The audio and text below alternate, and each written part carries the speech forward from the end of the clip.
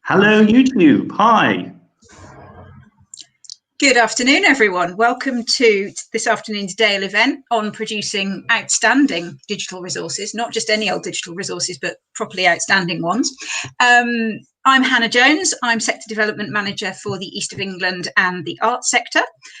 And my colleague is... Hi, and I'm Joe Pugh. I'm Digital Development Manager at the National Archives. Insert generic, hilarious Star Trek joke here. I've been practicing my pointing. I've been doing my pointing. Okay. She's thrilled, you can tell. Sorry, carry on, Han. So this afternoon we've got 4 speakers. We'll be getting going with a brief introduction from Joe on our plugged in, powered up strategy shortly, but just a few minor announcements first. So as you can see, we are presenting through YouTube this afternoon. If you want to post any comments or questions, please do so in the comments box. So if you've got questions for our speakers, that's where to post them. We will be running a short question and answer session after each speaker. So please do let us know what you'd like us to ask. The other thing to mention is, because this is being recorded for YouTube and it will be going out through the TNA YouTube channel in due course, we won't be sending the presentations out separately. So this channel will remain live, but if you want to come back and look at any of the presentations, then please do come back here. We won't be circulating speakers' individual presentations separately. But if there's anything else, please shout. We can see your comments as they come in, so we're happy to help with any queries or questions. We've also got a Twitter conversation running as well. You can use the hashtag Dale_ideas if you've got any Twitter comments that you'd like to make. Oh yeah, Joe's already put the hashtag up. Excellent. So we will be having the conversation running there as well. And the Dale Ideas hashtag runs the whole time, not just when we've got events running. So if there's ever any ideas that you'd like us to run at future sessions, please do tell us, because we're always really happy to try and provide content that's relevant and that's helpful. Actually, the whole of today's programme was developed out of presentations that came up at the last Dale event back in June. So we are, really happy to hear your ideas. So I think that's the intros done. Let's hand over to Joe for the first session, which is a quick update on our plugged in, powered up strategy.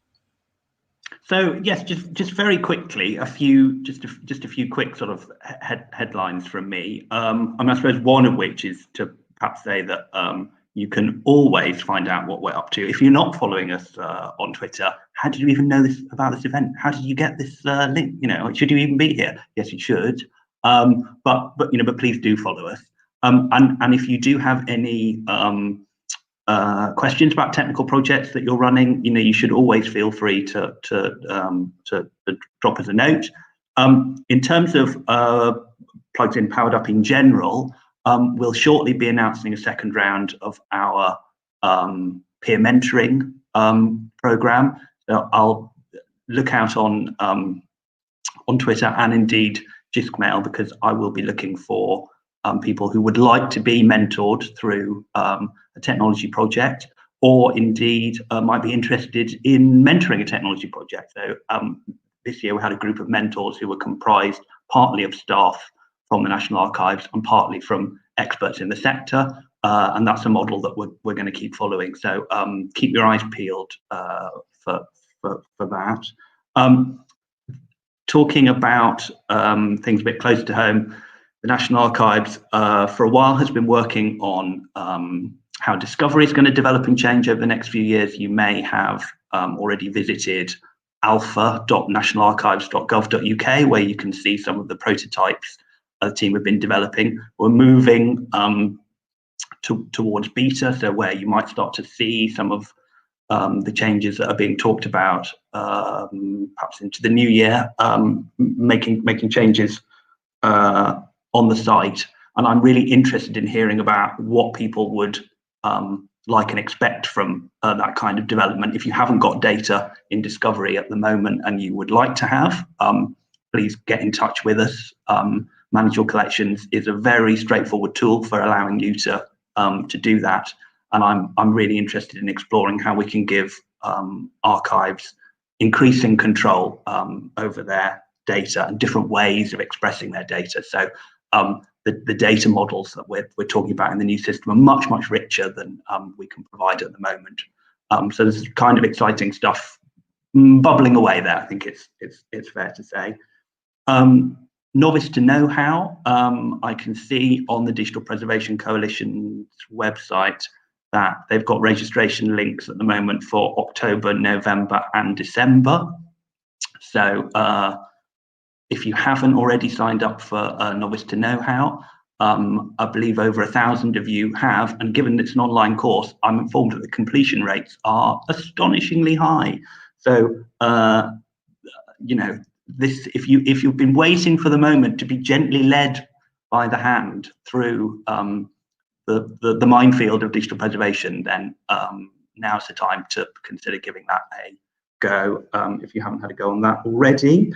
And finally, bridging the digital gap. So applications are still open for participants in the Bridging the Digital Gap programme. I think the deadline is tomorrow, though.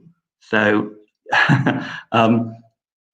applicants would have to get their skates on, but nonetheless, those applications are still open. And obviously, the aim there is to widen access to new technical roles within the archives sector. And I think that's all I have to say about that, other than if you're an archive working with, just going back to Manage Your Collections briefly, if you're an archive working with community archives and they're interested in sharing metadata, then do get in touch with us, because one of the things that we've been doing recently is running sessions for community archives to talk to them about cataloguing more widely and how they can contribute to discovery if that's something that they want to do. But talking about kind of structuring metadata and how to describe collections in a way that makes sense to researchers in a kind of broader sense. So again, please get in touch with us if you're working with community archives and you think that's something that they might benefit from. I think that's all the things that I wanted to pull out. I'll just, there's a not terribly helpful, because it's a bit long and complicated, DPC URL. So press pause now if you you want to be cutting and pasting that. But otherwise, I think that's back to Hannah. There are some things that we're up to at the moment. Great, thank you very much, Joe. And just to say, if anyone has got any questions on the plugged in powered up strategy, we'd be really happy to take them now or later in the event, so please do let us know. We have posted various links, so but if you need us to repeat any of those, we're happy to do so. I'll be on this call right till the end. You'll be hearing from me again. You'll be hearing from me again later. So I'll be around, and I can take any questions at the end of the session. And we have posted some links on Twitter as well, so they're there too. So do go looking for those if you need them. But I think we will. Yeah, we've just had someone say if we could paste some of the URLs into the chat, we can certainly see about doing that as well. Yeah, I'll do that in a second. That's great. Once you're off camera. Yeah. I think we're ready to pass over to our first speaker for this afternoon. That's David Swallow from the Paciello Group. Dave in, and I'm going to step out. Okay, and we're going to hand over to Dave, who's going to be talking on producing accessible content. Dave, over to you. Okay, thank you very much. Can you hear me, first of all? Yes, excellent. Right. Okay, share screen.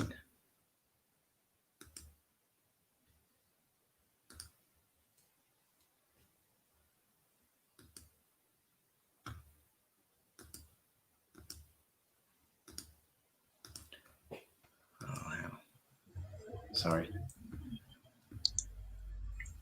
The joys of screen sharing. Yeah. Oh.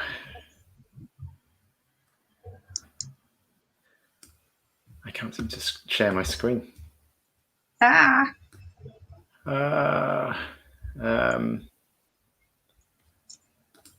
on. It's come up. Can you see that? Oh, yes, goodness. That's now working. Hooray! Right. Okay. I'll crack on. So yeah, I'm David Swallow. I'm a senior accessibility engineer at the Paciello Group, and I've got a ridiculous amount of stuff to cram in here. So I will crack on. So I want to take you back to the evening of Friday, the 27th of July, 2012. So long before Brexit, back when we could still feel proud to be British. And this was the spectacular opening ceremony of the London 2012 Olympic Games. And during the ceremony, a giant house was lifted away to reveal a man sitting at a computer. And that man was Sir Tim Berners-Lee, the inventor of the World Wide Web, the original web developer. And at that moment, he sent a tweet that read, "This is for everyone." And by this, he meant the web, his creation. And by everyone, he meant everyone, regardless of race or gender or age or income, religion or disability. Now, the practice of ensuring that people of all abilities and disabilities can access the web, regardless of the technology they use and the method in which they access it, is known as web accessibility. And this includes a surprising number of people. So if we're thinking about people with permanent disabilities, one of the groups of people that immediately springs to mind are people with visual disabilities. And this includes people who have limited sight or low vision, people who are blind and have no sight, and people who are colorblind, who are unable to perceive certain color combinations. We also talk about people with auditory disabilities. So this includes people who are deaf and cannot hear at all, as well as people who have hearing limitations. When we say everyone, we're also talking about people with physical disabilities. So if we're thinking about physical access, we might think about people in wheelchairs, but in a digital access sense, this group would typically include people with upper body dexterity or movement issues. Not everyone will be using a mouse, and even if they are, they might find it difficult to make very precise movements or clicks. And when we say everyone, we're also talking about people with cognitive disabilities. So this is a very broad category. It can include people with autism, spectrum disorders, learning difficulties, dementia, attention deficit disorders. And such conditions can impact on very different aspects of cognition. So things like memory, problem solving, attention, language, etc. And we also talk about people with speech disabilities. There are numerous conditions that make it difficult for people to produce recognizable speech. And this causes problems with voice-based services such as automated hotlines and any kind of voice-operated software. So think things like Siri and Alexa. And websites that provide telephone numbers as the only means of contacting the organization pose barriers for people with speech disabilities. Now, one of the key principles of web accessibility that impacts all these groups is providing choice to users and allowing them to interact in the way that suits them best. Now, there's many reasons why people might be experiencing permanent disabilities. People might have disabilities from birth or due to an illness or an accident, but they may also have developed impairments with age. Now, age-related impairments can include reduced vision, cataracts and hearing loss, joint stiffness, reduced grip ability, coordination skills. It can also include restrictions caused by dementia and heart problems. And the truth is that many people, if not everyone, develops age-related impairments if they live long enough. So we've got permanent disabilities, age-related disabilities. We also encounter situational impairments, and these occur when people are impaired or limited by the situation or context that they're in. For example, new parents often spend much of their day doing tasks one-handed. My task in this photo clearly being sleeping. The sun might be in your eyes, not a massive problem we have in the UK, and certainly a very temporary one, but that might make it difficult to see.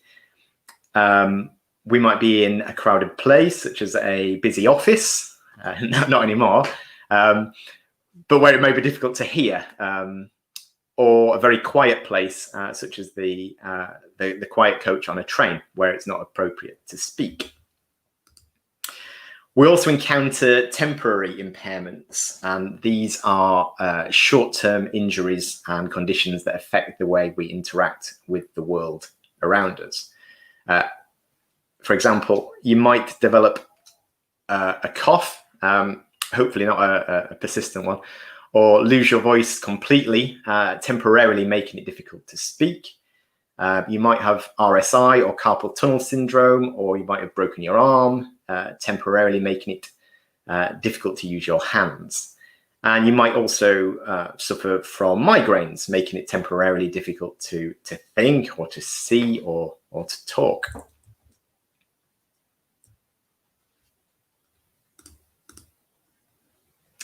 So everyone experiences different impairments at different stages of their lives. And there's a big enough proportion of people affected by permanent disabilities, be they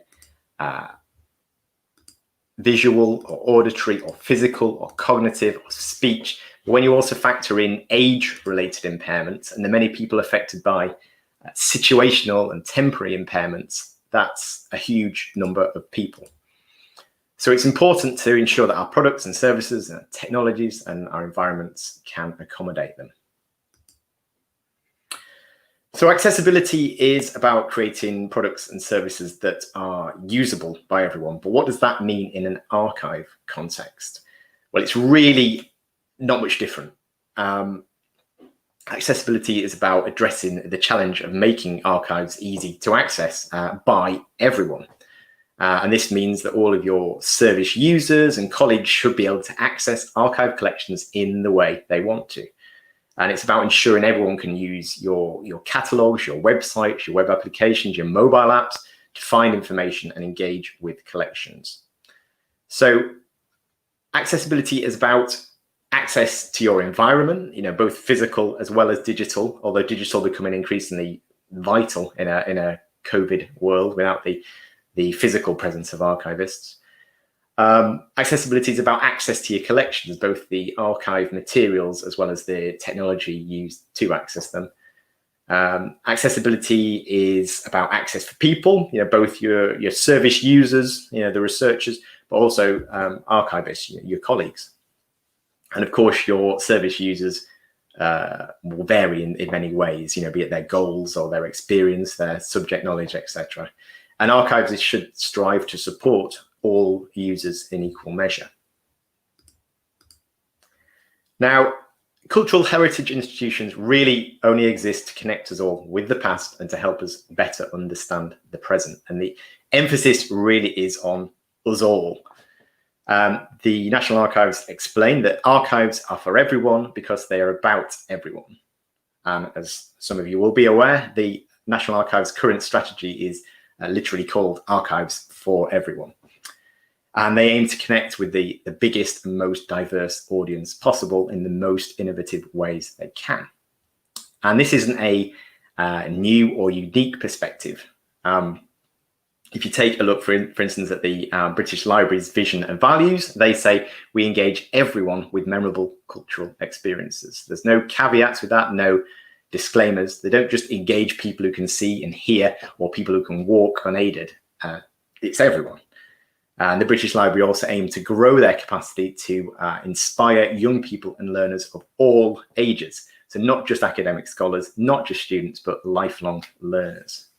The Wellcome Collection also state that they are committed to maximising access for everyone. And in their access policy, it says they strive to do everything we can within the limitations of our building technology and other resources to offer the widest, richest, most engaging access for all our users. So accessibility provision doesn't ask anything new of institutions. It merely asks them to live up to commitments that they've already made. So we've seen that accessibility is inherent in your purpose and values, but are there any other motivating factors? Well, accessible collections can be used by more people in more situations, not just people with disabilities, but also people with mobile devices, people with low bandwidth connections or older technologies, thus expanding your audience reach. Older people with age-related accessibility needs are an increasingly important user base for many organizations, particularly as the percentage of older users in the population is increasing significantly. And I'm told at the National Archives, older people make up 26% of their audience, which is quite a hefty share. My headphones keep turning off. Accessible collections also increase their findability and discoverability by ensuring that content can be easily found and indexed by search engines.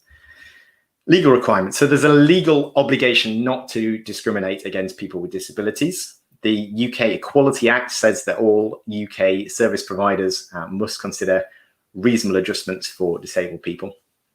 For example, someone might ask for information in an alternative accessible format like large print or an audio recording. And there's also the public sector website accessibility regulations, which came into force in September 2018. And as of last week, require all public sector websites and mobile apps to be accessible. And the regulations require two things. You've got to meet the International Web Content Accessibility Guidelines level AA standard. And you've got to publish an accessibility statement that explains how accessible your website or mobile apps are. There are exemptions for reproductions of items in heritage collections, and they very loosely defined archives.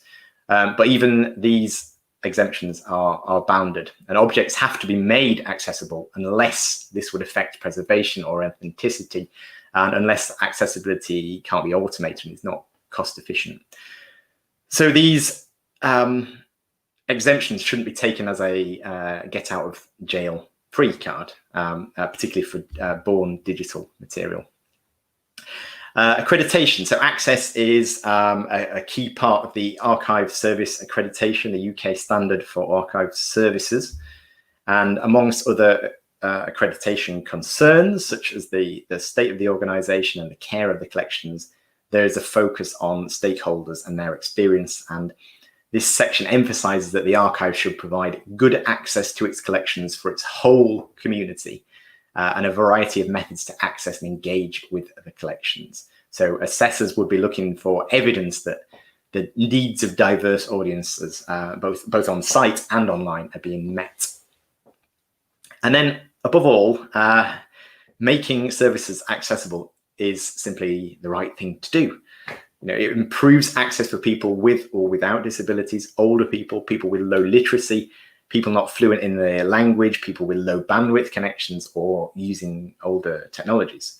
So it's crucial in helping to overcome the digital divide and empower people with disabilities to participate in society.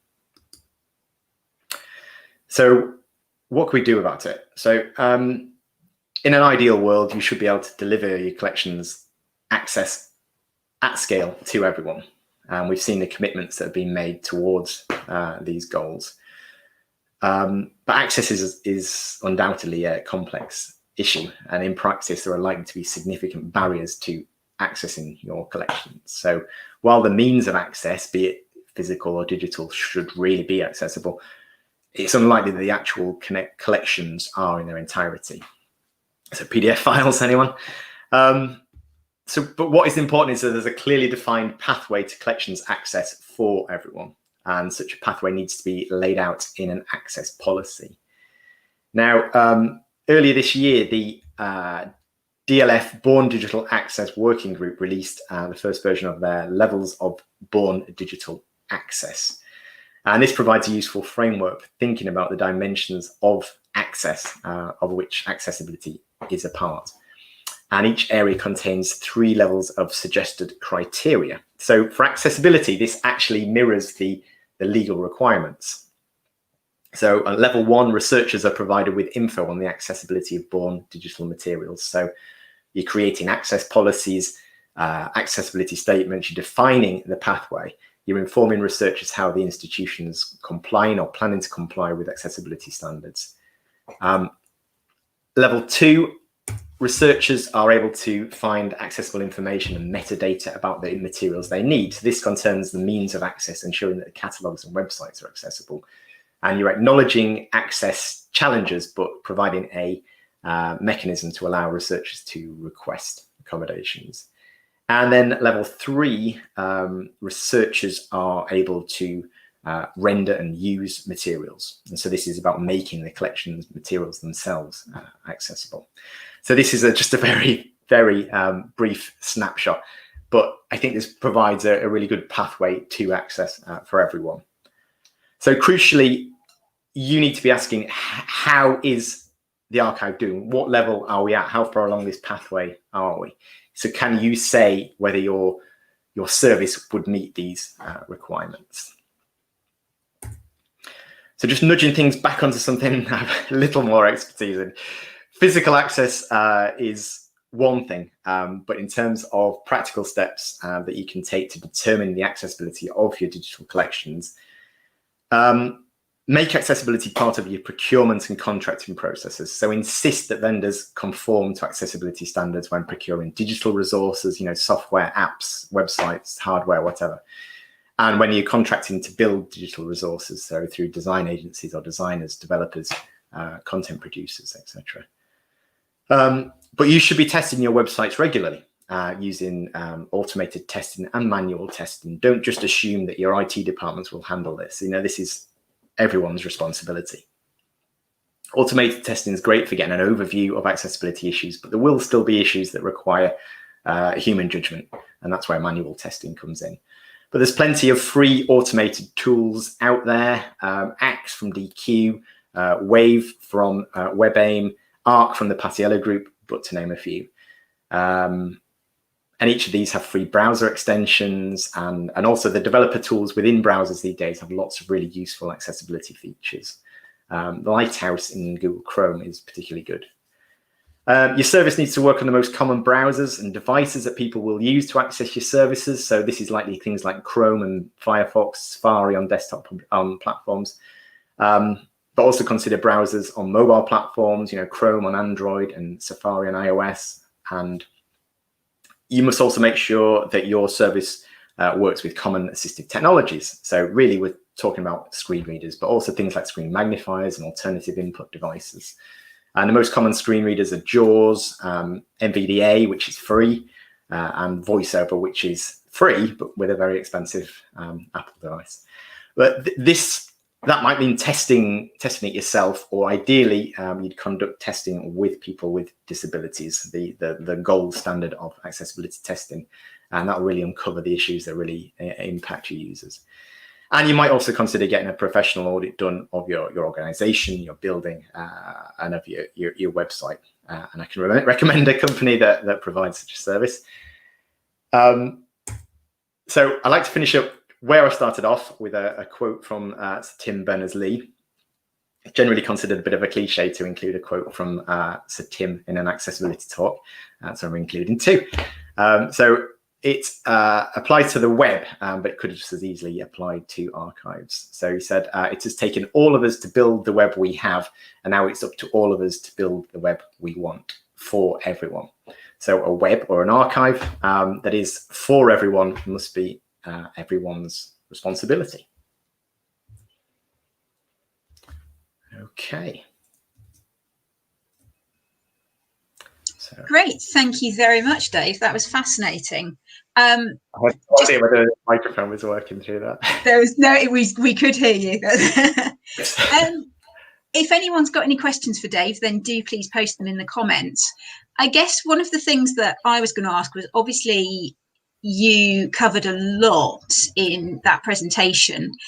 How could services think about prioritizing? What are the best things to tackle first? Because obviously there's a lot of different elements that services need to think about. So have you got us kind of top tips for, where do we even start with this if people are panicking while watching?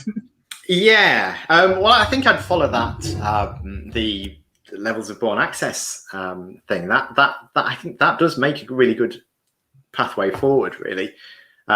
Start defining your accessibility statements, your accessibility policies. Get the plan in place, at least, of how you're going to tackle this, even if it's not accessible now. And then sort of, I guess, work inwards. Really, start with the means of access. Your catalogs and your websites and your shop front as such, and make sure people can at least find what they're looking for, and that side of things are accessible. And then obviously longer term, you're thinking about the archive material, which that's got its own challenges, I assume. But yeah, so I would start off with the I don't know what you'd call it, the public facing, the service user facing aspect of it, the means of access, the catalogs and things like that. Start testing those and just seeing how accessible they are, really. I've put a few resources on the slide there, for anybody who's interested going further. Just PDF accessibility, I assume, will be a big issue. Social media accessibility, also things like that, and then more general resources with things like the A11Y project and Paciello Group blog. There's some good accessibility resources there. Great, thank you. And we have had a question about PDFs on archive web pages. I know it's quite a complex issue, but obviously it's going to be getting some attention. Can you give us a quick overview? Yeah, 30 seconds or less. Yeah, it is hard, and they're a really difficult format to wrangle, really. And the best situation is that you make these things accessible from source. So however you're generating the document in the first place, let's say you were generating it from Microsoft Word, you mark things all up in there, mark headings, mark tables, images, give them text alternatives, things like that. Make sure your documents, in a good place there, well structured, before you convert to PDF, and that will do a lot of the heavy lifting. It is possible to remediate after the fact, and I guess you'll have to be with a lot of documents, and that you can do that within Adobe Acrobat and sort of edit it, really. But yeah, that is quite tricky, really. My tip was, where possible, to get it right from the source. Mm-hmm. So yeah. And as I say, Microsoft Word does a pretty good job of that, really. There may be some little things they need tweaking afterwards, but keep documents simple as best you can. To mark them up clearly. It is a really difficult problem, and it's something that's affecting lots of organisations. I was recently speaking to City of York Council and Leeds City Council, both drowning under the thousands of PDF files that they've got, and that they need to be accessible. PDF files that are still in use for current services, that according to regulations need to be accessible. So yeah, I think everyone's feeling the strain with PDFs, and long term, hopefully, we'll kind of shift away from PDFs, and a lot of this information could be just delivered through HTML, and web pages, which is far more accessible format. Great. We have also had, I know we're running quite short on time, so we'll try and cover this off relatively quickly. We've also had a question about a lot of the tools available for checking websites focus on textual resources. Have you got any tool suggestions for checking web-based video and audio resources? Tools for checking them. In turn, a lot of these tools will work with web-based audio. If you're flagging up captions and transcripts, mm-hmm. and accessible controls to control audio and things like that. These tools, they are quite sophisticated. They would they would help with that. I can't think of any dedicated tools for that sort of thing. I've got dedicated resources, which I could, send out later, which would help along those lines. But yeah, I can't think of any specific tools. But as I say, the ones I've mentioned there, the automated tools out there do a pretty good job. Okay, that's great. Thank you very much, Dave. That was fascinating. Really appreciate it. And I will let you know if any more questions come in. Thanks very much. Okay, cheers. Thank you. Okay, so moving on this afternoon, we're now going to switch over to our second batch of speakers, who I hope are ready and waiting. These are our colleagues from TNA's Education and Outreach Department. So we've got Emily Morris, Rachel Hillman, and Rosie Morris, as they all suddenly appear on screen. And they're going to be talking about one aspect of the education and outreach programme that we run at TNA, which is the Time Travel Club, and developing content for young children. So guys, over to you. Thank you very much. Thanks, Hannah. Thank you. I'm just going to share my screen and pop the PowerPoint up. Okay, so hopefully this should all go quite swimmingly. Let's quickly do that. Apologies, I'm just trying to find. There is always a slight time lag on this as well. Is there? Okay. Let's just have another look. So I've got my application window up.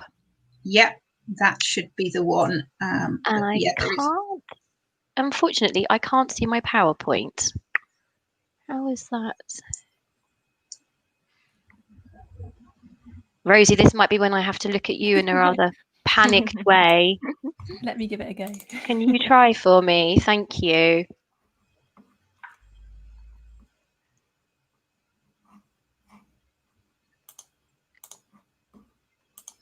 The joys of technology. Joys of live broadcast. So everyone, this is, you can see that even TNA can't quite get the live broadcast things right. So yeah, there we are. Oh, brilliant. Rosie, well done. Thank you so much. Thank you. Brilliant. Okay. Well, thank you everyone for bearing with us there. My name's Rachel. Good afternoon. I'm the on-site education manager at the National Archives. And I'm here with my colleagues, Rosie and Emily, who are also part of the education department. And today, as Hannah explained, we'd like to talk a little bit about our experiences of taking our family programme, the Time Travel Club, online. So first of all, I'll give you a little bit of background actually to the Time Travel Club and our approach. So Rosie, would you mind just popping on that first slide with the image for me? Trying. It's full screen on my screen, but it's not showing the same screen on here, which is slightly confusing. 1 second. Maybe hit F5, Joe has said. Brilliant, thank you. So as I mentioned, we all work in the education department at the archives, and our traditional audience and focus actually has been school groups. So we welcome around 12,000 students each year, from pupils as young as 5 years old up to A-level students. And we run workshops both on site at the National Archives and online via video conference and virtual classroom. As you can see from these two images on your screen, our aim is to engage students with the original documents from the collection, and we want to inspire them and get them thinking as a historian does. We want them to make their own interpretations about the past based on the evidence that they see. All of our workshops tie in with the History National Curriculum and the relevant exam syllabi. However, more recently, if you wouldn't mind moving on again, Rosie, thank you. More recently, the past 3 years or so, we've been increasingly working with young people and families, as well as our traditional school audiences. And our family programme, the Time Travel Club, was officially launched in 2018. Our initial aim was to deliver taught sessions to children from 5 to 11 years of age, but this was a great opportunity as well for us to move away from the strict ties we had to the national curriculum that obviously guide our schools programme, and for us to look at different creative ways of working with documents and family audiences.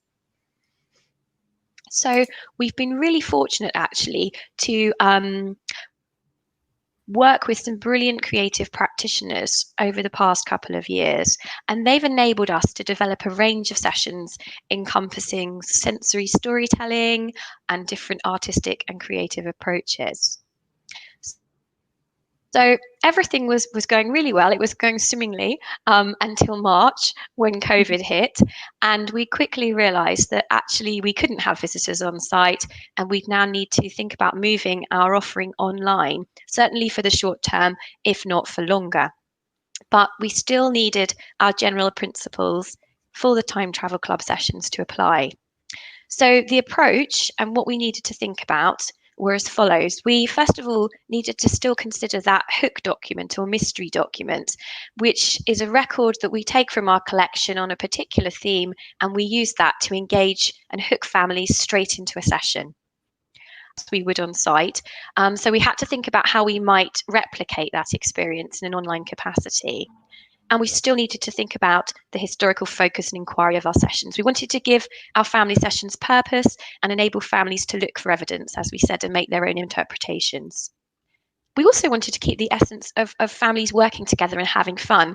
We're very much about parents and carers working alongside their children, engaging with the documents alongside their children, and learning and having fun together. So we wanted that to continue in an online capacity as well. And we also wanted, of course, to have that creative outcome that was inspired by the documents and the session content. So what did we do next? Well, I'm going to hand over to Emily, and she's going to tell you a little bit about how we approached all of this.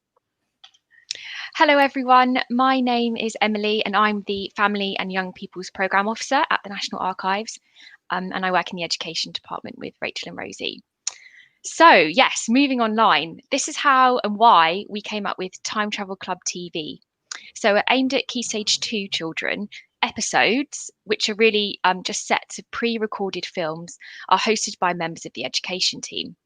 We lead families and children through a mystery document, as Rachel was just talking about, giving them the historical skills and confidence to then approach a couple more related documents without our online guidance. There are also suggested creative activities, as well as further places online where they can find out more about the topic.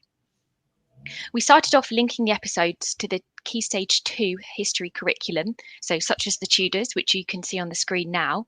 But soon we wanted to be more creative with our topics, and we picked things such as codes and secret messages, and a special episode for Refugee Week called Living Under Canvas, looking at the experiences of child refugees from our records. Moving towards different themes was enjoyable for us, of course, but it also meant that we could continue showcasing the range of the collection, especially as home learning may have started to become increasingly informal by this point, as it may resonate with some of you out there. So once we'd got our heads around this format and the challenges of creating engaging content, but without having the intended audience there to actually engage with, we started to branch out into other areas of our family audience. And we developed further formats, which were more about showing how the collection can be used in different ways, not just with historical skills. So, Time Travel Tots online storytelling is for under 5s and is an amalgamation of our Tots, which is for 2 to 4 year olds, and our Tinies, which is 0 to 2 year olds programs. Our fabulous storyteller, Danny, who you can see on your screen now, gracefully screenshotted from our YouTube channel, was commissioned to create a series of pre-recorded 10 to 12-minute films where she delivered storytelling using the documents as inspiration and as a starting point, which mirrors exactly the same way we would do it on site. The aim of them is quite different to Time Travel TV, as they're more about delivering fun sensory stories from the archive in a way that is appropriate for our youngest audience, hence the extra layer of interpretation. To make sure that we're engaging with the parents, I then appear at the end with more information on the document featured in the story and with a few extras too. We've also come up with Craft Club Online too, and this is designed to echo the success of our on-site Craft Club events and possibly hit not just the Key Stage 2 audience, but early Key Stage 3 as well. It features artists and creative practitioners talking about how archives have inspired them, and then they do a step-by-step demonstration of a craft or art activity using inexpensive materials usually found around the home, And you can see Lizzie Kendall on your screen now in the middle of her recording in her studio at home. The principle behind this again is more informal and creative and taps into our other methods of utilising the collection for learning. But it has a different look and feel to time travel TV and TOTS as well. So the colours and the music and presentation style is a bit more sophisticated. We're actually currently putting together some plans to do some actual live streamed events too, which will hopefully mitigate against some of the challenges we've found whilst creating the pre-recorded content. So some of these challenges have been, it can sometimes feel like you're delivering or performing into the ether, and the magic of the spontaneity in human interaction is removed. I often wonder, are digital images as engaging? Obviously, it's all we can do for now, but as we're used to delivering on site with real people, it can sometimes feel a bit flat. But I suppose we do what we can in terms of our delivery and the activities that we set to kind of go against that. And how are the activities being received? Are families and children taking part in the way that we intended them to do so? And are they actually enjoying them? This is sometimes where Rosie can be really helpful, because she often receives feedback through our social media channels and can kind of watch the numbers for us online too, which is super helpful.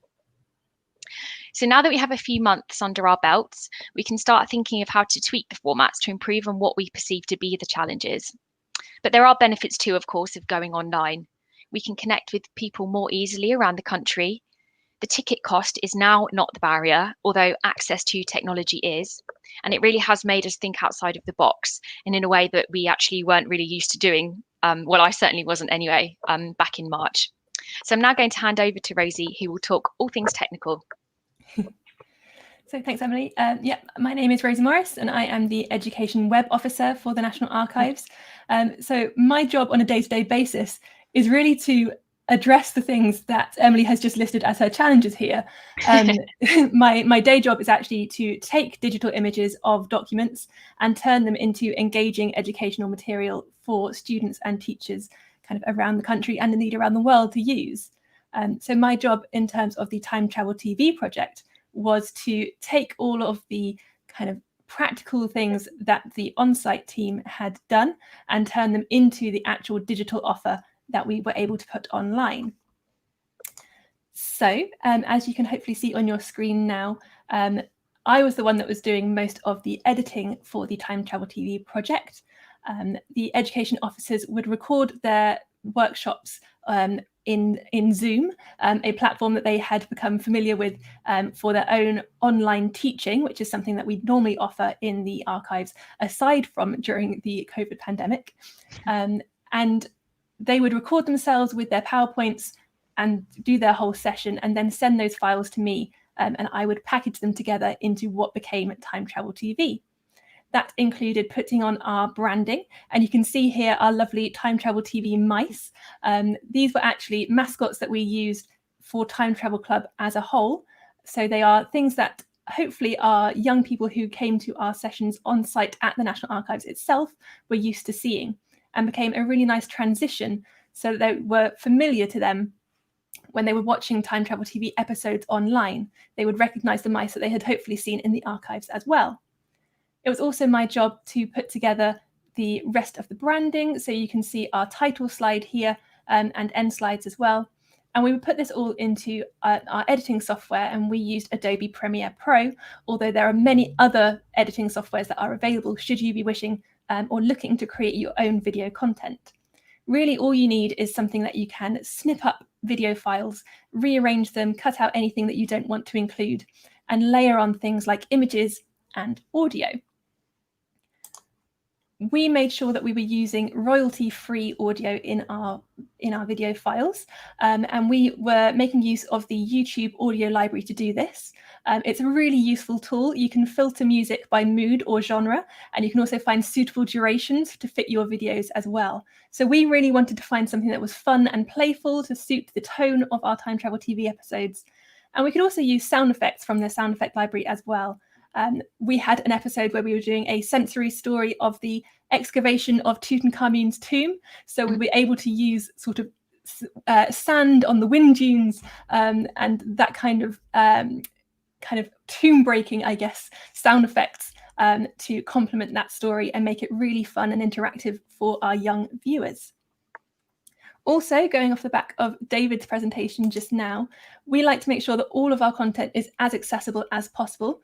So with video content, that meant making sure that we had transcribed and set our closed captions for all of our videos. YouTube, of course, has a really useful tool where it can auto-transcribe things for you, or you can upload your own transcripts and scripts of your video content. But always make sure that you go into the system and correct those captions and make sure that they line up as well, just so that you don't have anything sneaking through in the kind of algorithm that goes on behind the scenes, making sure that your content is as accurate and as accessible as possible. You also need to make sure that you're transcribing any sound effects in square brackets so that the whole experience is accessible and not just the words that are spoken. And as David mentioned earlier, there are new accessibility regulations for the public sector, which we are, of course, part of, and many of you watching are probably part of as well.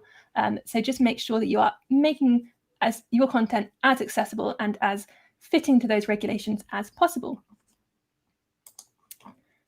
When our videos were made and uploaded, it was then my job to put these online, and you can hopefully see on your screens in front of you 2 of our web pages. The first of which is our Tudor's Image of a King webpage, which was the Time Travel TV episode that Emily showed you earlier.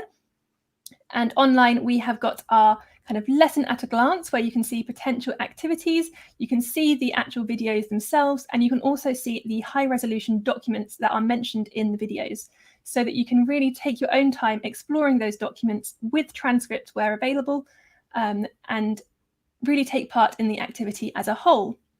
I've also included on this slide our history hook, which is similar to Time Travel TV, where our education officers are running through a small workshop activity, but this is aimed at secondary school students, slightly older, so they've got a more mature branding style. And they actually sit within our existing lesson content online on our National Archives Education Service website.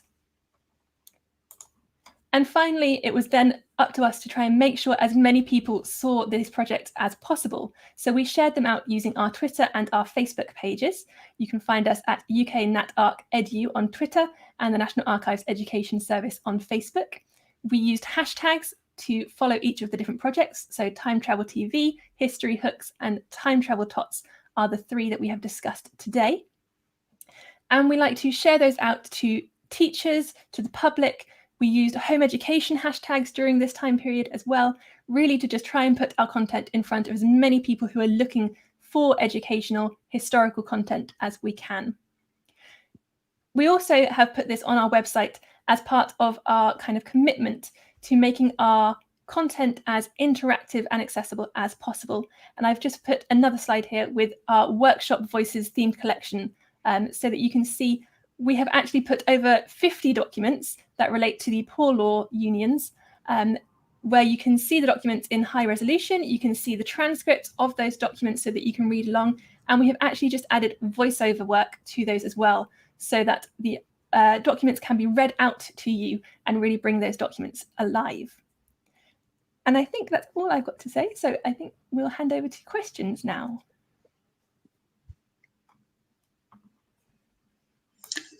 Thank you very much, guys. That was brilliant. I want to go off and watch the video about breaking into tombs, so I might just go and tune in somewhere else.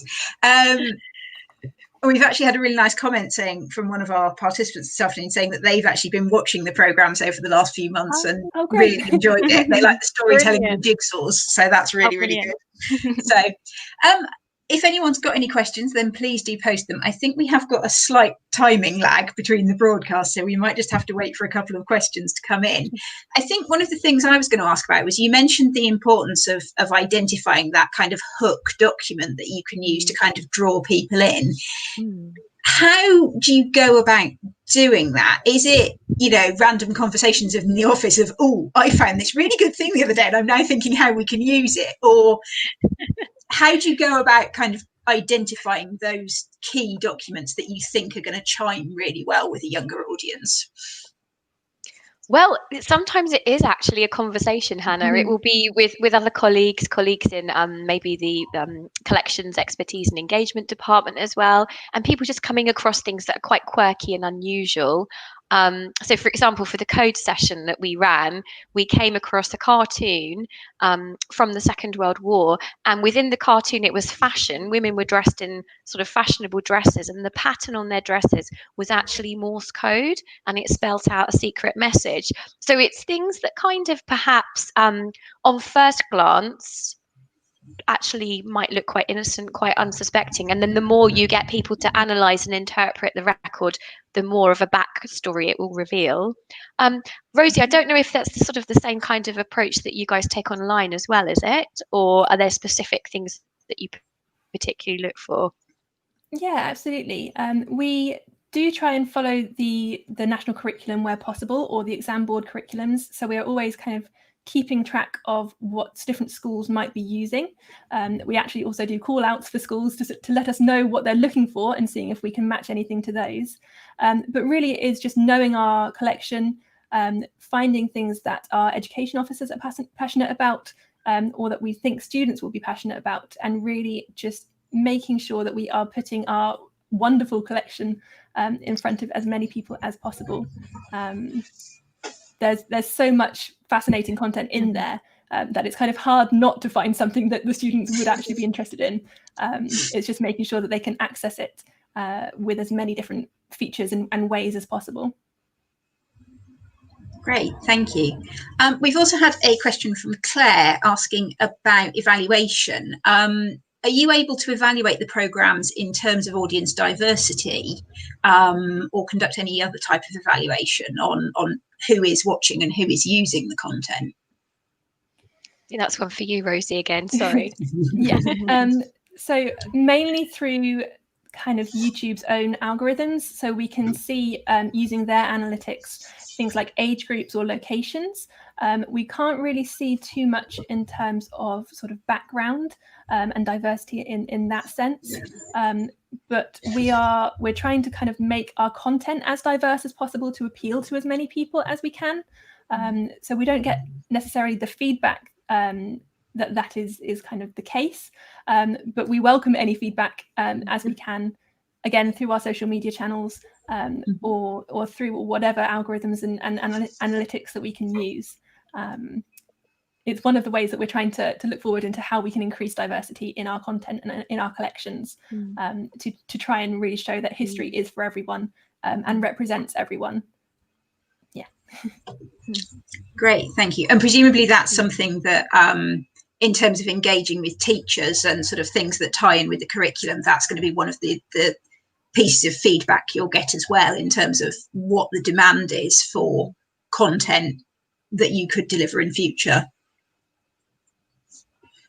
Absolutely, yeah. And we can see sort of our Bound for Britain definitely session, which is on migration and significant people, where we're looking at Sam King, who kind of created the Notting Hill Carnival. He came over on Windrush, and both of those episodes have been kind of some of our most watched. So we can see it through the numbers in that case, and yes, through our teacher feedback as well. Great, thank you very much.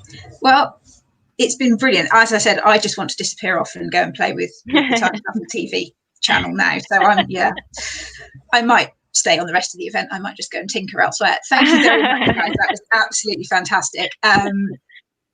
Been really good, and hopefully lots of people will sort of see some opportunities for engaging with their own content. So thank you very much. And thank you for inviting us. Thanks, Hannah. Thanks. Great. And I think we should hopefully ready to go with our third speaker this afternoon. I am aware that we're running slightly behind time, so thank you for hanging on, Sharon. It looks, that's it. Excellent. So our third speaker this afternoon is Sharon Forman from Warwickshire Record Office, who's going to be talking about Woven, which is Warwickshire's online volunteer network, and their remote volunteering offer that they've been running since before lockdown, which I think has come in very handy over the past few months, hasn't it, Sharon? So it really has, yeah. Over to you. Thank you very much. So hello, everyone. As you heard, my name's Sharon and I'm an archivist working at Warwickshire County Record Office. For the past couple of years, I've been managing our remote volunteering activity, which we've called Warwickshire's Online Volunteering Network, or WOVEN for short. So for anyone interested in looking to put together a remote volunteering project, today I'm going to talk to you a bit about how we've chosen to do it, and how the project has developed and where we think we can go with it in the future. But first of all, we'll start with a bit of history. WOVEN's origins are in a project run by the Record Office back in 2008-2009. Remote volunteering was just one of the parts of Outside the Box, which was a project to conserve and catalogue a collection of estate papers. An external company had been brought in to scan suitable records from the collection, and the images, along with an accompanying Word document, were sent out to volunteers to fill in at home. Overall, the project was a great success, but the remote volunteering element recruited fewer participants than they'd hoped, and they found that setting up the project had been costly and labour intensive. So ensuring standards of accuracy in the resulting transcriptions was also done manually and needed a lot of staff input. By 2019, however, the digital landscape had changed considerably. Many more people were connected to the internet and felt comfortable using it. Sophisticated tools like cloud storage and online sharing were available. And in addition, much more funding was now being ploughed into digital initiatives, making the proposal of a new remote volunteering offer more realistic. So the Warwickshire Bytes Deposition Indexing Project was born. Like Outside the Box, the remote volunteering was still one part of the project, but in this time the remote volunteering really came into its own. The Bytes project brought together a range of smaller projects combining historical materials with digital technology. And one of these projects was to introduce remote volunteering, again with the Record Office, enabling people to work on our documents from their PCs and laptops at home, or in fact anywhere with an internet connection. Our brief was to design a system that would require the minimum of staff resource and yet could still accommodate around 50 volunteers. A member of staff who has an interest in writing software scripts developed the system. We had a part-time archivist, me, and a full-time administration apprentice to manage the day-to-day running of the project. We were able to employ a digitization assistant to photograph the documents, and we chose the 19th century depositions from our Quarter Sessions collection to work with. The depositions are bundles of loose sheets folded together, so they're relatively easy to digitize. And we had about 4 months to get as much material as possible ready to share before the volunteers started work in January 2019. So that's essentially how the idea started. So now we'll look at the system we came up with to make it work and how we unexpectedly smashed our target of 50 volunteers. I might mention that a few times. We keep most of our project materials on the cloud using Google Drive because of our institutional links with Google at the time. And this enables online file sharing. There are no downloads and everyone works online, which is crucial to our ability to monitor progress on the project automatically.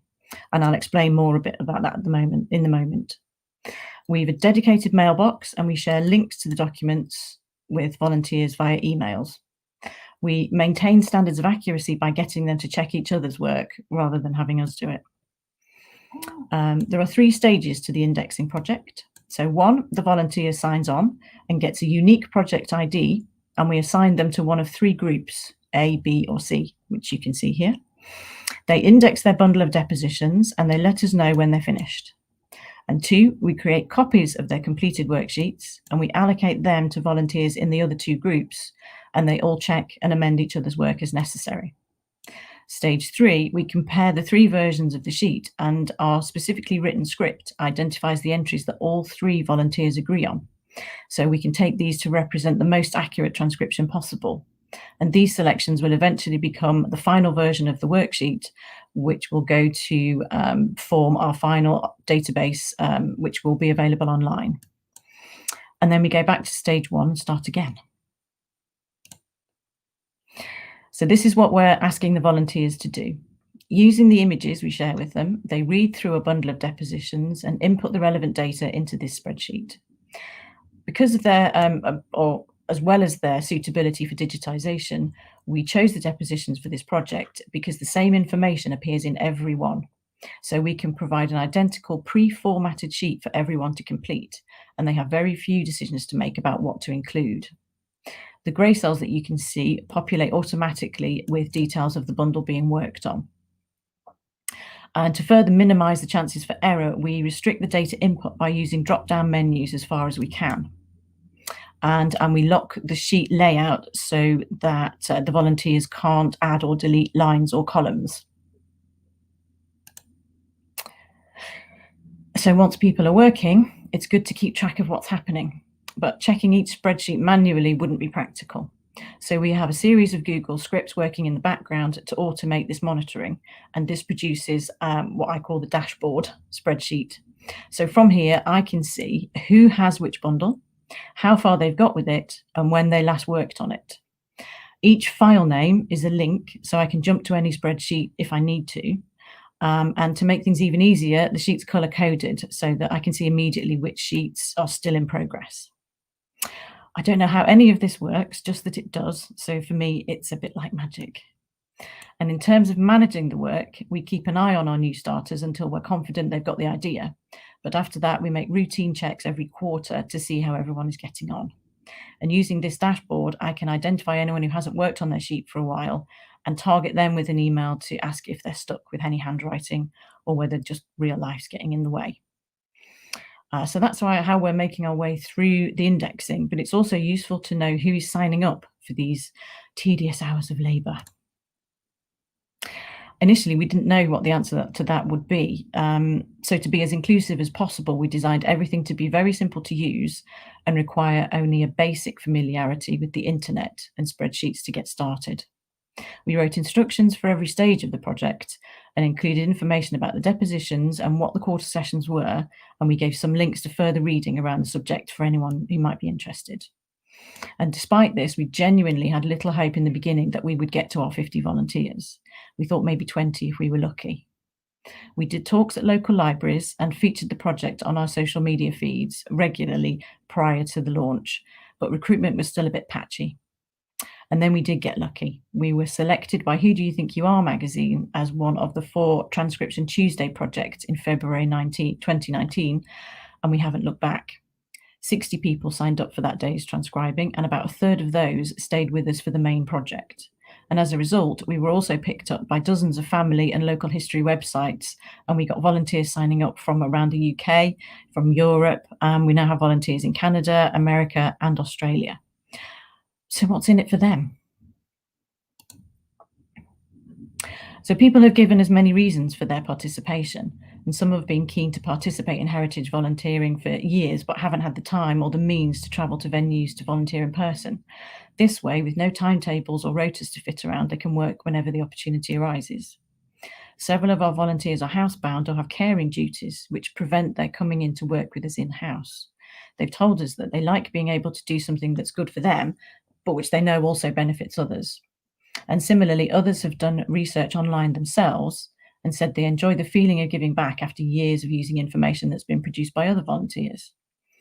Many have been attracted to the project because they've got family connections in Warwickshire, or because they have a passion for local or family or even social history. We have a few retired police officers and court officials working with us who find the similarities between the legal process then and now quite fascinating. The lady you can see here is Eileen, one of our longest serving volunteers. She joined us in spring 2019 after seeing us featured on a family history website she uses. She told us that she'd been ill and she lives in Canada, so she could be practically housebound during the winter months, and the project was ideal for her. So she gave us her permission to share this message as she embodies so many of the different motivations for our volunteers. So fingers crossed, you'll be able to see this. Hi, my name is Eileen. I have been working on this project for several months now. I enjoy it very much. My grandmother was born in Leamington Spa. I have quite a bit of family history there, and doing the transcribing has brought to life the area that I've never been to. I recognize a lot of the towns, a lot of the names, and I find the material interesting. So my biggest challenge is to not get sidetracked. I tend to look up the names of people in the newspaper, and before I know it, I'm following stories throughout their life. So it keeps me busy. I enjoy it very much, and I like to be able to contribute because a lot of people have contributed to research that I have learned from. And that's about it. Hope to visit one day. So, of course, we never usually meet or speak to any of our volunteers, and we're always conscious that working alone at home can be isolating. So once a year, we invite all of our volunteers, both in-house and remote, to a training day so that they can meet each other, and generally everyone feels part of the Record Office community. It doesn't work for everyone, of course, and none of our overseas friends have yet managed to make the trip. But with all that we've learned about virtual meetings this year, I hope we can somehow include them in the next one, time differences permitting. And the Warwickshire Bites project actually ended in March this year, but now we have about 93 active volunteers, some of them more active than others under current circumstances. The project has proved ideal for lockdown, and the pace of recruitment has actually increased over recent months. We are really happy with the outcomes so far. As of last Friday, we have completed this number of bundles, which means we've done this number of depositions, and have collected almost 40,000 names, which will go into our eventual database. The rate of production has also increased, and we've produced probably almost as much in the last 6 months as we have in the previous 15. So we're now about 2/3 of the way through the entire collection, and we hope to finish the depositions probably in another year. At the beginning of the project, we'd actually given ourselves 5 years for completion, so we're well ahead of schedule. Even before lockdown, we were very happy with the progress of the project, and we've been trying to find a way to incorporate it into our core activity so that it's not just a standalone one-off project. However, there's no additional funding, hours, or staff available, so this is going to be a challenge. But with the system we have in place, we think it's possible. We no longer use the Bites name to avoid confusion with the previous project, so we've renamed the venture Woven. And the design of the system means it can grow to include new projects and accommodate more volunteers, but without taking up significant extra staff resources. And we're now looking at other collections which might be suitable for the Woven treatment, and eventually hope to offer a choice of projects for people to work on. We haven't actually changed the system terribly much in 2 years. We've not found a need to. The lessons we have learned have all been about working with volunteers and working with volunteers at scale. We do provide them with a lot of things to read when they first sign up, and inevitably some don't get to those instructions on how to complete their sheets. So you need to invest a little extra time with the newbies when they first start in order to pick up any major errors they may have made before they've got dozens and dozens of entries to correct. This brings us to communication skills, which need to be beyond excellent. You will never meet or speak to your volunteer probably, and you're building the relationship with them by email. And so how you write to them is key. And you have to be motivational without being patronizing, and friendly without being too informal. It can be a real challenge to tell someone that they've got everything wrong and still keep their enthusiasm when you've got to delete everything they've done. In this case, I've learned to cushion the blow by calling it a practice run. Once they get going, however, some volunteers can get through an enormous amount of work, and our biggest fear is running short of documents to share. We weren't able to digitise new material during lockdown, so we've had to keep an ever-increasing pool of volunteers busy with our existing supply, which is getting to be a bit tight now. Do everything you can to have a huge reservoir of materials ready for sharing. And because of the system we've developed of group checking, 2 volunteers might have finished their sheet, but then be waiting for a third one to complete their sheet.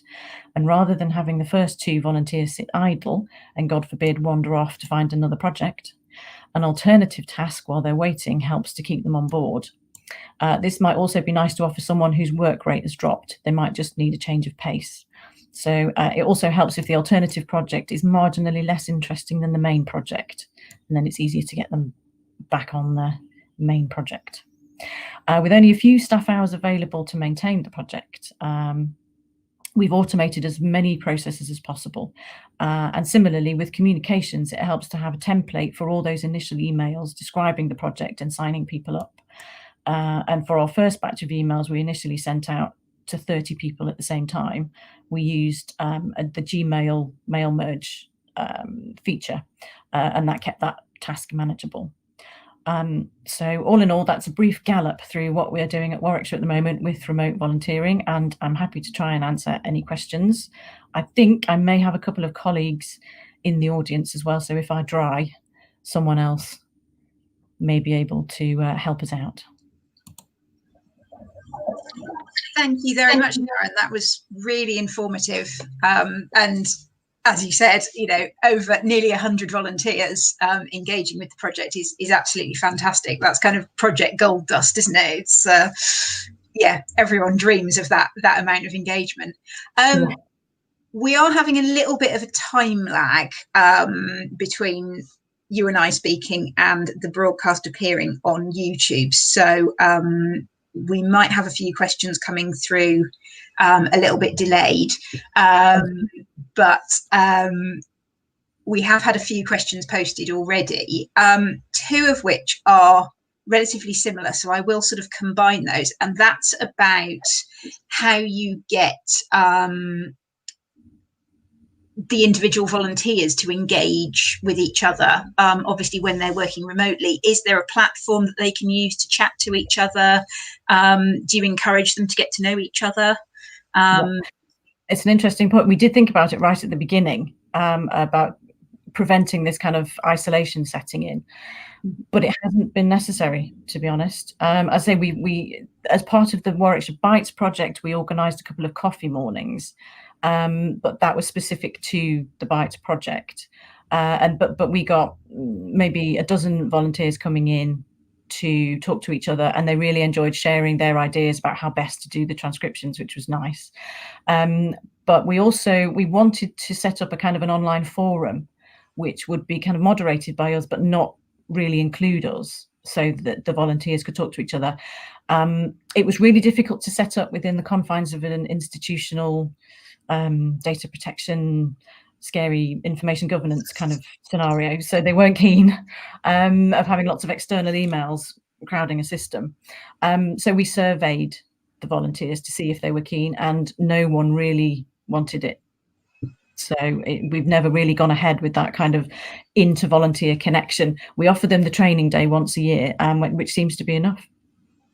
That's really interesting. And you haven't noticed a change in that kind of since lockdown? You haven't kind of noticed, more volunteers kind of going that they'd like to engage with fellow volunteers or anything like that? It's definitely not come up in any kind of communications. They get to they can talk to us. They're encouraged to talk to us via email all the time, whenever appropriate for them. But no one's ever even asked to talk to another volunteer. That's really interesting. We've also had a question around funding. How was the project funded originally? The original Warwickshire Bites project was funded internally by Warwickshire County Council, our parent body, and it was a kind of a digital initiative, which enabled us to get the staffing basically to run it for a year, for 18 months. And that's why I'm talking about incorporating it into our core activity, because now that funding has ended, we need to be able to marshal our existing resources to be able to manage it as an activity, an everyday activity, which is because the system is so automated, and because we've set it up and developed it as it has become, it's possible. But we need to keep a constant eye on it to make sure it's not getting out of hand. And final question that we've had, were the volunteers incentivised in any way? Or is it just for the love of history and, being able to engage? Yes, I've outlined a couple of reasons why we use the depositions for practical reasons, because they're suitable for digitisation, because they lend themselves to a pre-formatted spreadsheet. The other advantage of them is that they are tiny story. Each one is a story in and of itself, in the first person. So you're reading the voice of the witness or the victim at the time, and even the accused sometimes, which there's no substitute for that. It's unusual in an archive, and that's what the volunteers have responded to. Every single one loves that almost personal interaction with the past. Yeah, it's a really good connection. That thing that draws them in, isn't it? It's it's the stories. Yeah, and really giving them an insight and a window onto life as it was then, because much of the crime is small scale by our standards. It's stealing food and clothes, but there was a reason for that, and that's what the volunteers have hooked onto. Life was hard. We're lucky. Thank you very much, Sharon. That was absolutely fascinating. And it's brilliant to see that you've got so much engagement with the project, and long may it continue. I look forward to hearing what the next, when you've run out of depositions, what the next phase is going to be. So, yes. Thank you very much for joining us this afternoon. Great. And our last speaker this afternoon is Joe again. So unfortunately, one of our previous speakers had to drop out at relatively short notice. So Joe has very kindly stepped in to cover the session on measuring impact of digital events. So Joe, over to you. Thanks, Hannah. So this is going to be very jolly because I've got to try and juggle my own slides now, but we can see something there. That's encouraging. So I'll probably just go with that. And I'm going to try and whistle through this. I'm very aware of time, so I'm going to whistle through this quite quickly, I think. But let's see how we go. I hit F5 here. I'm gonna hopefully. Oh, it's having a think. I can't believe it. Oh, gee, I shouldn't have got cocky. Oh, this is really annoying.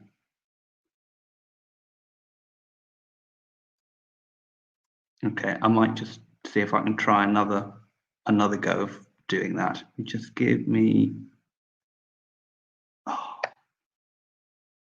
It's absolutely typical that everybody else's should run fine, and then right at the end, the persons who don't work are mine.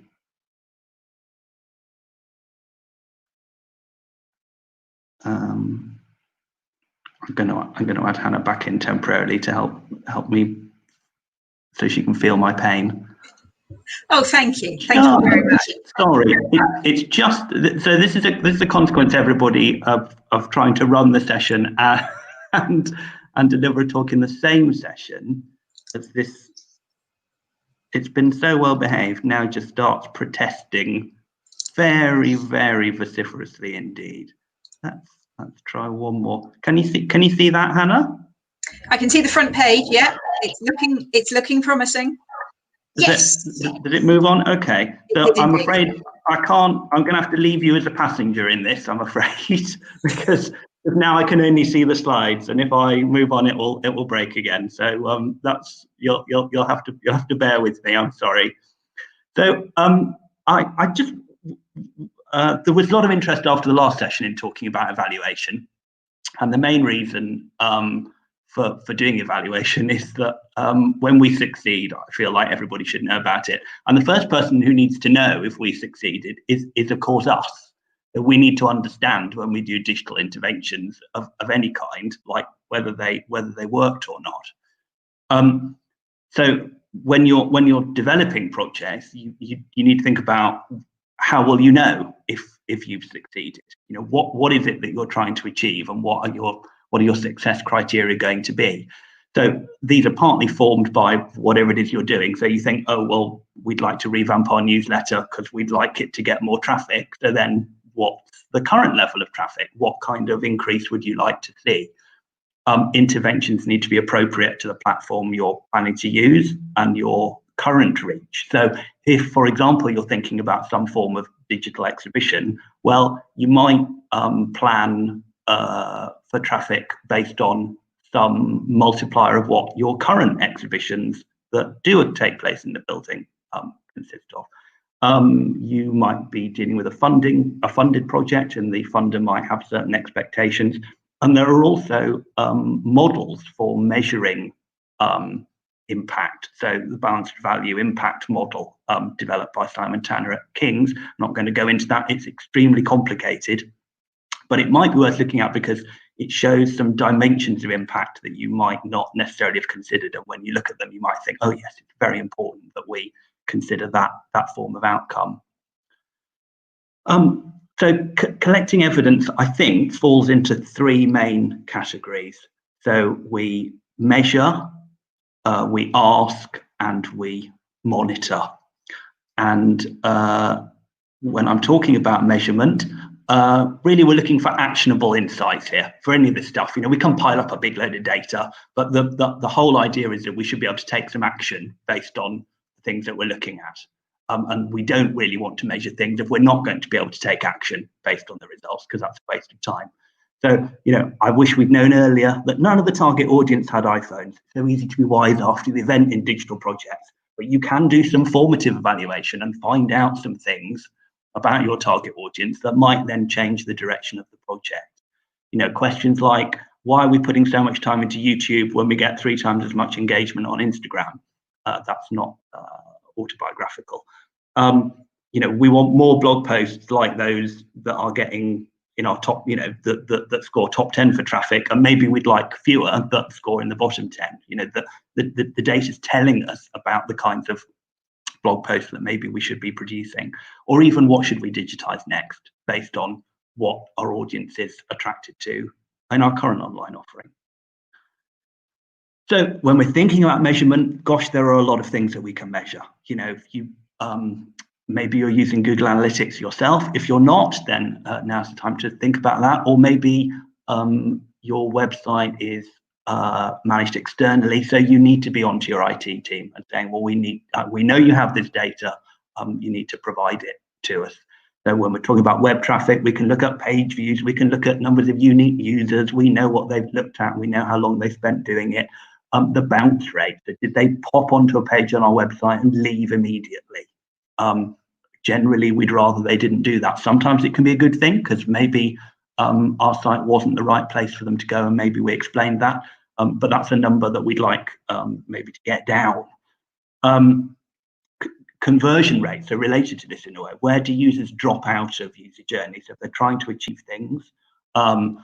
Maybe in a shopping cart context, for example, if we sell images online, if we watch that journey through a sequence of pages, where do users drop out, and can we change the pages in order to try and increase some of those rates? Use of different language or imagery to maximize those rates. So, for example, a lot of e-newsletter tools will let you run comparisons as to whether writing one title or a different title, for example, increased the number of people who opened the email. So we're looking at paths, and we're trying to make small changes that will maximize the use of those paths. Where's traffic coming from? So if lots of your traffic is directed by particular sites, then that suggests that you may want to focus on improving that experience. So making sure that if Google, say, is driving a lot of that, are you writing page metadata in a way that makes results in Google as comprehensible as possible? Because it's possible to write that metadata in a way that really chews up results in Google, and it's possible to write it in a way that invites people in a slightly more welcoming way. I'm sure you're using social media that generates a whole blizzard of data, but also third-party site traffic. So if you've got images that are being used on Wikipedia, you can see what usage is like there. You can see if your metadata is in Discovery, what usage of that data is on a monthly basis. If you've got data in Flickr, what are people looking at? Make use of the data that's available to you through those sorts of platforms. But of course, that can't tell us everything. these things are often very good at telling us what's happening, and they're not necessarily great at telling us why things are happening. So ask and monitor as functions are better at telling us the explanation for trends that we can see in the data. And so here we're talking about surveys, many tools available for carrying those out on your website, maybe running focus groups or user groups with groups of existing or new users. Maybe you have an email address for specific feedback around specific online resources or otherwise that you're producing. You can have buttons to make it very easy to report issues with specific kinds of content. Your social media, you can carry out polls, ask people lots of questions on social media about aspects of your service and online offering, and inquiry analysis. So, if you're receiving lots of inquiries about all kinds of things into your mailbox, have you ever systematically looked at those? If they're asking questions about, for example, where to find things on your site, or asking you questions about things that you talk about on your site, then that's an indication that you might be having problems with the structure of content on your website, that people are finding it hard to find data that they should be able to find easily. So those inquiries may actually be telling you something useful about how to run your services online. And then finally, when we're talking about monitoring, this is really finding out what people are saying about you online, and how they're reusing your content. So if you've done something really cool online, then it may well be that other people produce something cool based on it. So we're really hoping to generate unsolicited, awesome content. Maybe that's something incredibly random, like somebody making a video or singing a song about your service, or it could be all kinds of things. So what are people saying about you online? What are people saying about your collections and resources? TripAdvisor can be quite an interesting place to explore what people are saying about your public service. We can sometimes see how our digital images are being reused by using tools like PinEye. Blog pingback. So if you use WordPress for your blog, then when that content is used on other WordPress blogs, that can sometimes be registered automatically. So you might see that generating, and you can start perhaps to understand how your blog's relating to a kind of sort of blog ecosystem.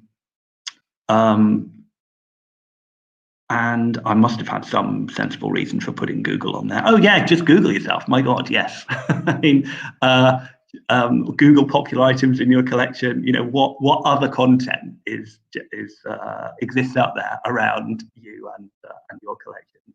And this thing about, often say very bow-facedly, or the plural of anecdote is not data. It is data. This is qualitative data that you can go out and collect, and it's very important in terms of talking about the impact of your project beyond a survey, beyond a data point. These are real people talking about what your service and your collections mean to them. It's really critical. So those are ways of going out and collecting a bunch of evidence.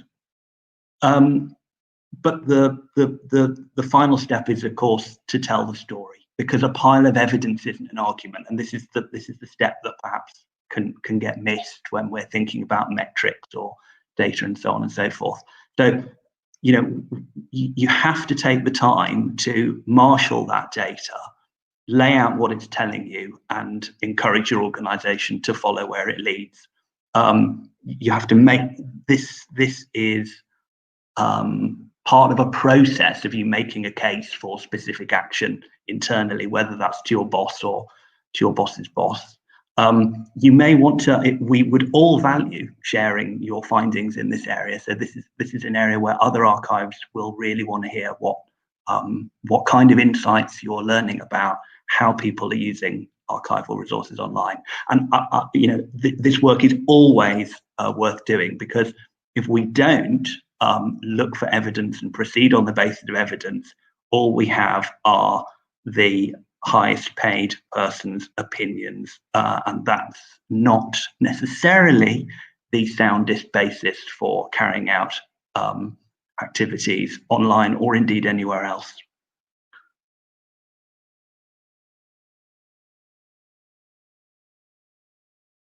So that was a very quick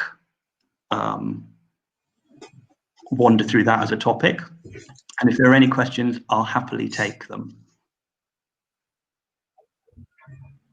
Yeah, we've had one from Claire asking about training for evaluation systems. It's not something I'm aware that we do at TNA, but do you know of anywhere else that offers training on the various resources that are out there? I'm trying to think. That's a good question. I would have thought, so it depends, forgive me, Claire, it depends what you mean by evaluation system.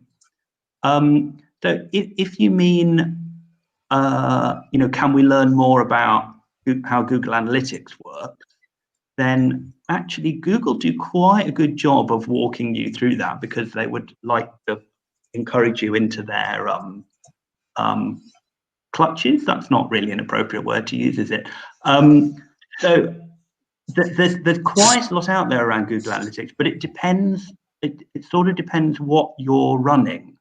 But if you mean sort of interpreting evidence, that's a bit more difficult, because obviously some of these tools will kind of confront you with a blizzard of information, and I can see that that might leave you feeling a bit like, well, what of this is the most significant number? I would say that to some extent, just immersing yourself in the data a bit and trying to see, especially if you're in doubt, trying to think about what maybe some of the longer term trends might be, because a lot of these things, because you can dig in so deep, you can end up looking at quite small fragments of data. So like kind of what's the big picture? What are the things that people look at crudely? What aren't they looking at? Can you start to draw some shapes, as it were, around bits of your content that you think, okay, we can see that this these interventions have proved to be really successful, and we've got a pile over here that's less successful. What does seem to be the difference between these two things? So if you set out at the beginning some questions that you really want to answer, have a dig, and then see how you get on. But in terms of a program to help you with that, I'm not sure in general where I'd be looking for that. Although there probably are some quite good books out there, I'm thinking. If I had one, I would wave it, but I'm not. Okay, we haven't had anything else come in at the moment. The other thing I was going to suggest is also looking across the rest of your organisation. So if you're part of a larger organisation whereby the archive strand is just one, have a look at what other data other bits of your organisation are gathering, so that you've actually got some comparables, because that can be really valuable as well. Just because sometimes archives can sometimes feel very niche and that nobody quite gets what archives do, to actually have some comparable stats that you can actually put against other bits of the institution can be really invaluable, to actually show that you are reaching an audience. It's just not perhaps an audience that other bits of the organisation are reaching. So that can be another thing, is actually have a look in-house at what other data is being gathered. Yeah, that is a terrific point, because what you will find is that some of this might be split amongst different bits of your organisation, but that only increases the number of people who ought to be trying to answer these questions too, and should be able to help you with them. So some of this data might be locked up by your IT team, in which case it is a matter of going to them and saying, well, I know you know these things, and I, funnily enough, would like to know them too, so that we can all build like good digital services together. But the same is true of your marketing and comms team. And it's an opportunity, perhaps if you haven't traditionally had a terrific rapport with them, to go to them and say, look, I'm really interested in what you do. You know, can you share with me some of your reports on you know, how you have been doing online engagement, and what, you know, who you see the audience as being, and you know, what the reach that you see across your channels is. And that will help you, I think, partly, as Hannah says, maybe even differentiate your offer a bit, but also the ways in which they're approaching some of that stuff might, even if you take it in a different direction, you'll be able to see the kinds of questions that they're asking and trying to answer. In response to Claire's question, we also had a comment from Mary Ann saying that there's actually some really good resources on YouTube about Google Analytics from the Digital Culture Network. So, and they actually go from beginners to more advanced features. So do have a look at those if you're interested, and if you so don't know much about Google Analytics. Yeah. Arts Council England partnered with Google, and it wouldn't, you know, we're in a Google ecosystem right now, so there will be lots of YouTube videos talking you through the practical aspects of that, and I'm sure those would be a very good place to start if this is an area that you haven't spent a lot of time on before. Great, thank you very much. I think that's about us done for this afternoon. Thank you to everybody who has posted questions or comments or retweeted. We've been trying to keep an eye on everything. I think we've got most things covered off. Apologies if we didn't get round to answering your question, but we are always happy to sort of take questions either through Twitter, or if you want to email us, we'd be really pleased to hear from you. We'd also really like your suggestions for what you'd like to see from future events. If there's a subject you'd love us to cover, then please tell us. Again, you can either post a comment here or let us know through Twitter or email. We try and run these daily events every 3 months-ish. So we'll probably be looking at early 2021 now, but we're really happy to sort of hear your ideas and suggestions. And we will also be sending out an evaluation form to attendees in due course, just to kind of get your feedback on some of the elements of today's programme. So please do let us know. Thank you very much for joining us this afternoon. Thank you very much. And I'll press the big red button and call time. And good luck in all your digital endeavours, everybody.